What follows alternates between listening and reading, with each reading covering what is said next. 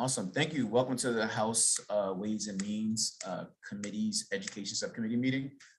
Today is April 5th, 2022. We have a few bills on the agenda for us today, actually four that we have on the agenda today. First bill we have up is the Senate Bill 234, which is the Purple Star Schools Program. It's in the exact same posture as the bill that we passed out of here that was Delegate Edith Patterson's bill. Do I hear a motion or favorable? Second. Properly moved and seconded. Any discussion? Seeing none, all those in favor of Senate Bill 234 say aye. Aye. Aye. All those opposed. Senate Bill 234 passes. We have another bill. Next bill is Senate Bill 421. This is a Senate bill that came over. It's not in the exact same posture as the bill that we sent over that was Delegate Jones's bill. This bill is a little bit different in a sense that, where is that? Here we go. Okay, so there's a few things that are different. They still have the Governor's Workforce Development Board here. We're putting it in the same posture as the House bill version. Except we're putting everything in the same House bill, in the version of the House bill that we left that it left here. Everything that we sent over are put in the same posture, except Alistair, we have one amendment that we're going to add to this bill. Can you tell us what that amendment is? Yeah, so the Senate added to this bill. They delayed the date that the study was due from July of this year to September of this year, and they also added that the study would look at not just wages, but benefits provided to bus drivers. So we're leaving that in and otherwise changing it into the same posture as the House bill, which removes a unique look at regional variations and make sure that the Department of Transportation, in consultation with MSDE, is the one to do the study rather than the Governor's Workforce Development Board. They also move it to the study date to end date to September as well. And we're keeping that piece to it too. Questions, Delegate Rose. Thank you, Mr. Chair. So I had someone reach out to me to inquire if we could possibly consider an amendment that would add to the study to the safety of students and bus drivers and how those safety issues may or may not affect the vacancy rates of bus drivers. So they would study, what effect, I guess, the safety of the drivers and the students are, what's going on the school buses, and whether or not that's affecting. So that's just thank you, Delegate. Go ahead. I'm sorry, I interrupted you, Delegate Rose. Go ahead. No, that's it. That's all. Okay. So we, we kind of discussed this before on the floor about involving student safety or bus driver safety. As I indicated before, that's not a primary purpose of the bill. The primary purpose of the bill is to make sure that we can attract people through their salaries and their benefits, and making sure that we find people. Delegate Guyton, can you mute yourself, please? Oh, sorry. Yeah, we can hear you talking about Delegate Ebersol. I'm joking. I'm joking, obviously. No, so we have considered that already, but I think that it's best that we keep it at salaries and benefits because this is where we're trying to get. That's the most imminent thing, and that's what bus drivers have indicated that's the most imminent thing right now is salaries and benefits to attract people to this profession. I hope that satisfies what you're asking, Delegate Rose. Delegate Homeworker. Yeah, so a number of years ago to incentivize more folks to bid on these contracts, because in Cecil they're private, they're not employees or such. The school board decided to either incur or buy through their tax-free status fuel for the buses, kind of like to shave off the operating cost of the contract. I mean, I don't know if it's relevant to this bill because ultimately this is about money, right? And how much they're able to pay the bus drivers.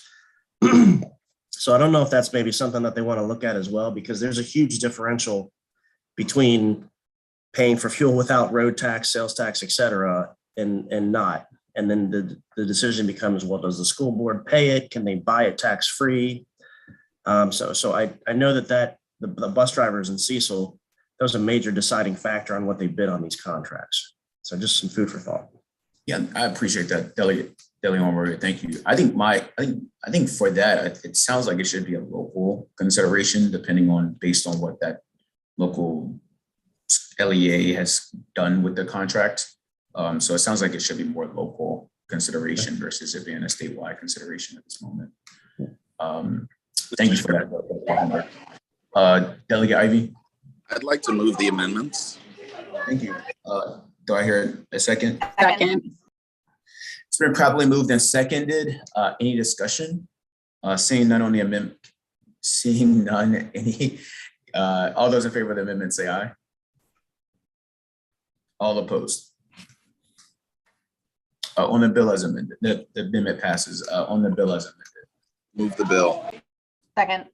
It's been properly moved and seconded. Any discussion on the bill as amended? Seeing none, all those in favor of the bill on the bill as amended say aye. Okay. All opposed. Okay, it passes unanimously. Right, Delegate Rose? Okay, cool. All right. SB 421 passes. Thank you, guys. We have two concurrences in front of the subcommittee today. The first concurrence is on Delegate Charkoudian's bill. This is the bill that we all found very intriguing. It was the Maryland Farms and Families Fund that we voted for out of this committee. There's a few changes that the Senate added to the bill. One was to increase the fund for the appropriation for the emergency, for the food bank or charitable emergency food provider budget to 1.25 million.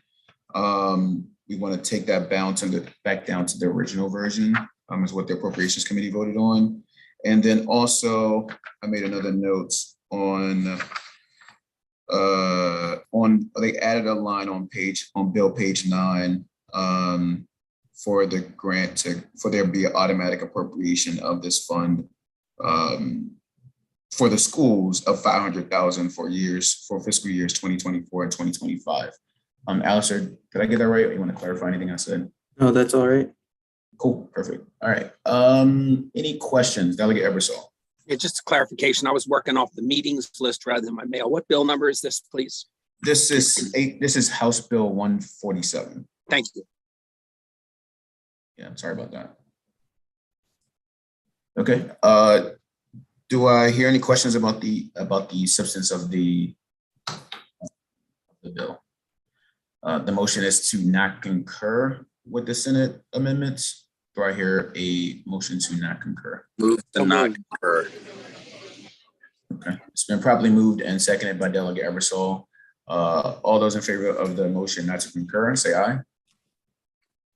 All opposed. Perfect. House Bill 147 passes on unfavorable.